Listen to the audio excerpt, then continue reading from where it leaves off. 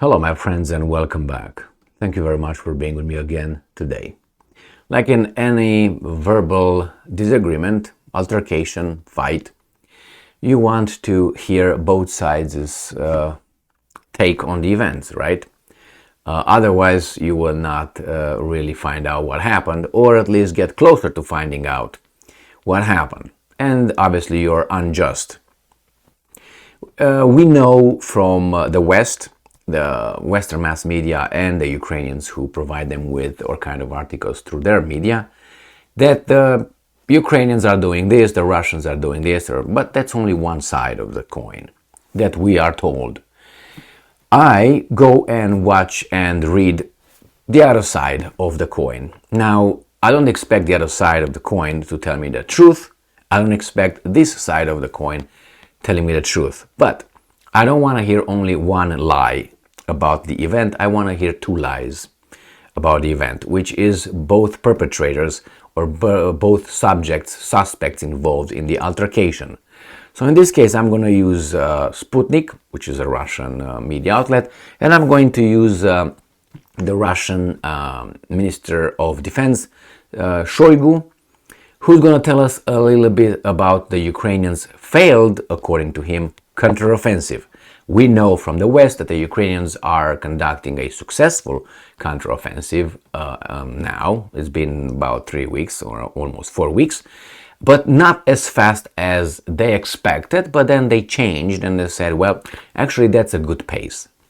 Well, like a button was pushed, because you see everybody turning left, turning right, turning left, day by day. So let's see what Shoigu says about the Ukrainian failed counteroffensive.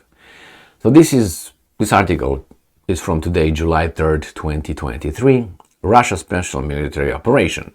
Ukraine's counteroffensive failing in all directions, according to Shoigu. Russian Defense Minister Sergei Shoigu said on Monday that ongoing Ukrainian counteroffensive has not reached its goals in any of the directions of the military campaign. It has not reached its goals. Remember that one.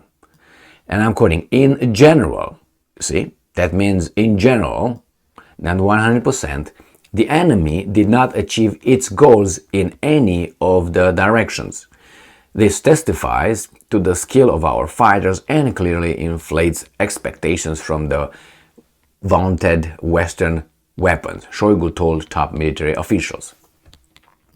So he doesn't say zero, he says in general. In general could be, I don't know, over 51%, that's in general. Because it's a majority, and that's the general rule. It doesn't mean that's 100%, remember that one.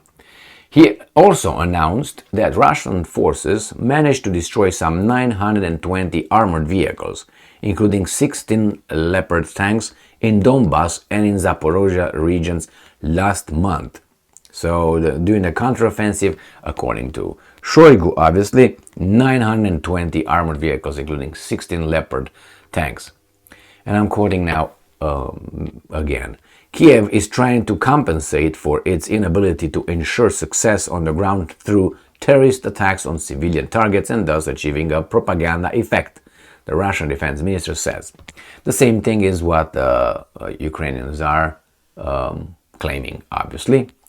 Last month, Ukrainian forces finally launched the counteroffensive that Kiev had been announcing for months, despite committing significant number of troops and military hardware to this undertaking. Kiev has so far failed to breach even the first line of Russian defenses, despite sacrificing hundreds of Ukrainian soldiers and losing considerable number of tanks and armored vehicles supplied by NATO countries. So this is the Wagner's aborted mutiny, which we know what happened. Prigozhin was kicked out of Russia, and I think his names are numbered. He's still in charge because they need him. I don't know how he's going to be able to supply his forces in Africa. Unfortunately, Africa is a very important location for the Russians and the Chinese, who successfully pushed the former colonial powers out, which is in this case France, one of them, just to mention one. And the United States cannot enter that territory because the United States is also associated with those former powers. So I like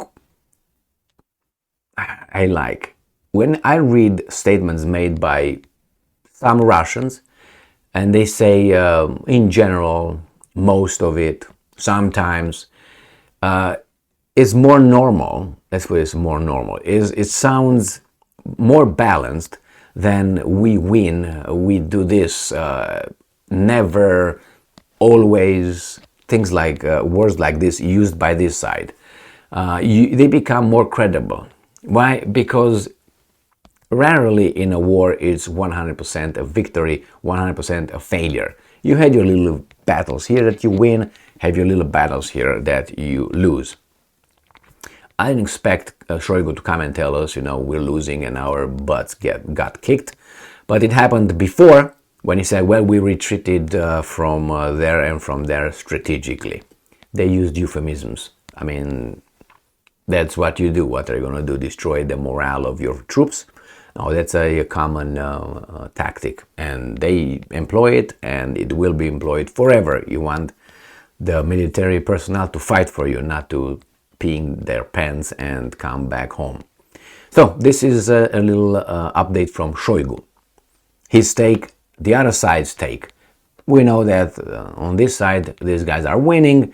The other guy says no, they're not winning generally. Thank you very much for being with me again today. Stay strong, stay smart, look for the truth and be just.